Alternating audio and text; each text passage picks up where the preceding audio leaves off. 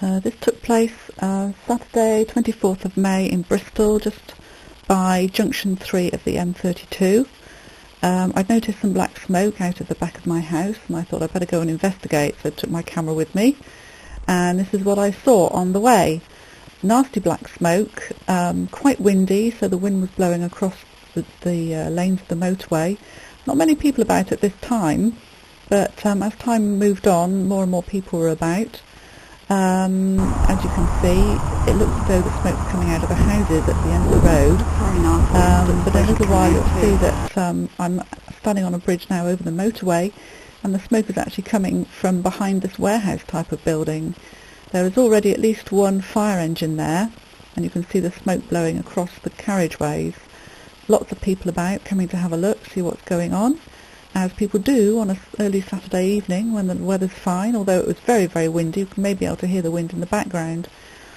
Sorry it's all a bit jerky, but my little camera is not that brilliant.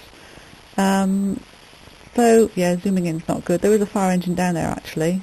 People milling about, traffic just going on, as it does when things like this happen. So, it was all quite interesting, very windy, a bit cold, but not raining, fine evening. So there's the horrible black smoke, and there were in fact explosions from time to time.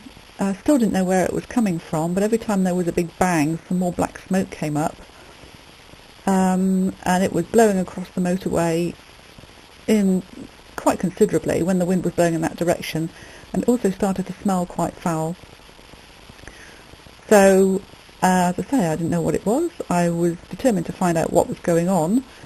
So I then went back over the bridge, as you'll see in a few moments, to see if I could track down where it was. Lots of cars about, several sirens, a police car going in the wrong direction, 2 police cars going in the wrong direction. But there we go, that's what happens, there is confusion.